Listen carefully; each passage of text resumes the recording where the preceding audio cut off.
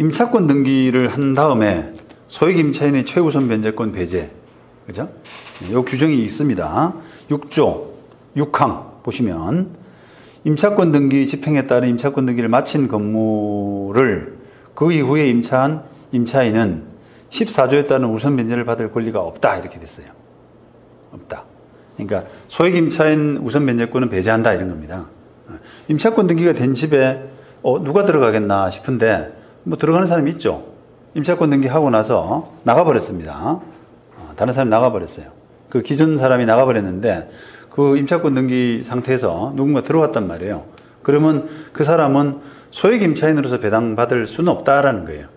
그러면 이거 법 규정으로만 보면은 그 사람은 그러면 정상적인 임차인, 예를 들면 그 사람이 들어온 시점에 주민등록을 하고 뭐 확정일자도 갖추고 또는 사업자 등록을 하고 확정일자를 갖추고 했으면 대항력이나 우선 변제권은 갖느냐라고 하면은 그럴 수 있죠.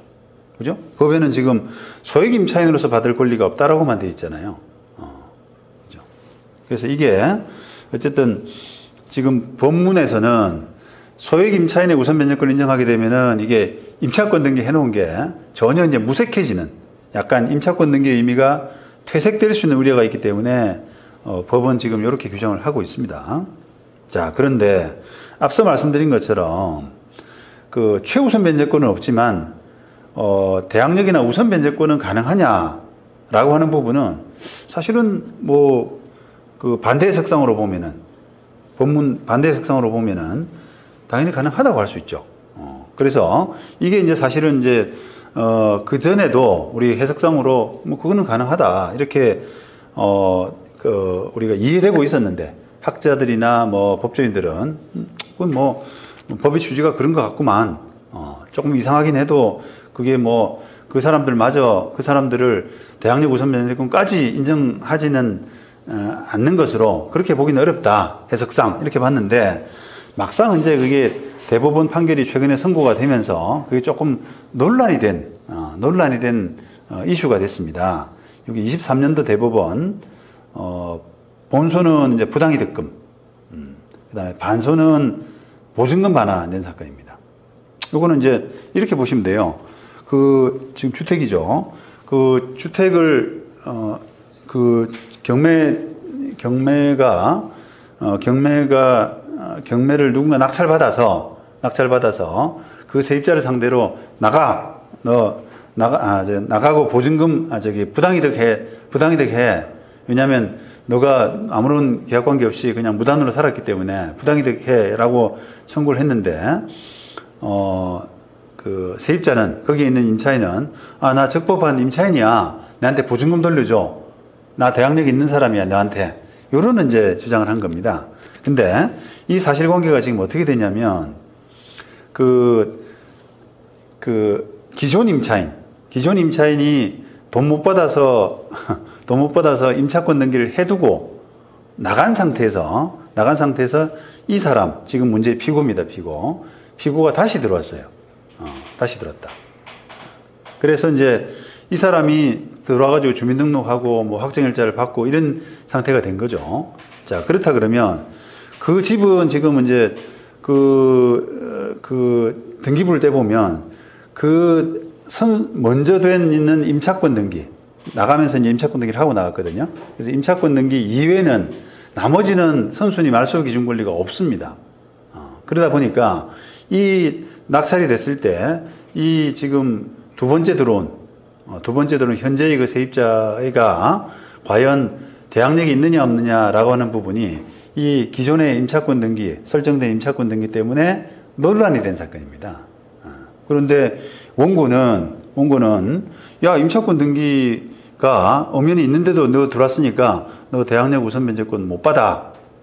이렇게 주장을 한 것이고요. 거기에 대해서 이제 원심은 법 규정상으로 볼 때 이거는 그 사람이 소액 임차인으로서 배당받을 수 있는 권리만 없을 뿐이지 대항력 우선 변제권은 가질 수 있다. 이렇게 판단했고 대법원도 역시 마찬가지로 똑같은 판단을 했던 겁니다. 자, 이게 이제 언뜻 보면은 우리가 좀 이상하죠, 그죠? 이게 임차권 등기 돼 있으면 보통은 사람들이 거기 들어가서는 안 된다라 생각을 하잖아요.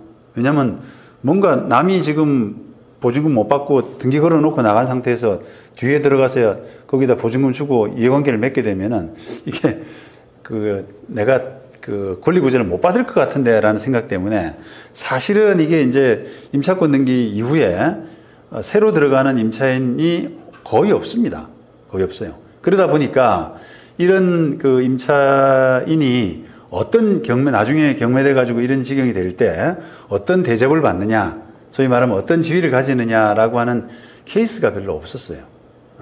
그런데 케이스는 없었지만 아까 법문상으로 좀 따져보면은 사실은 이게 대항력과 우선 변제권은 보장받을 수밖에 없는 그런 지금 그런 해석에는 크게 다툼이 없었습니다.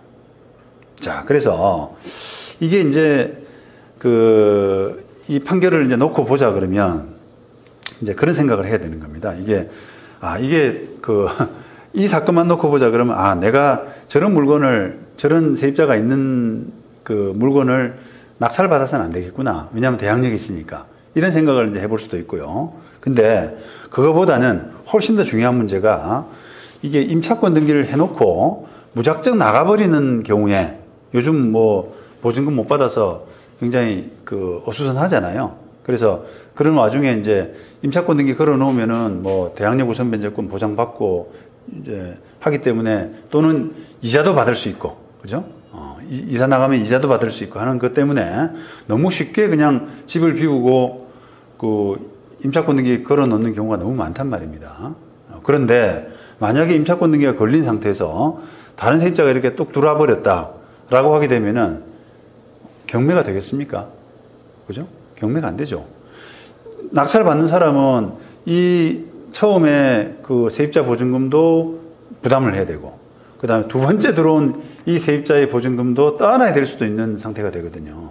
그러다 보면은 경매가 아예 안 될 수가 있습니다. 아예 안 될 수가. 그죠?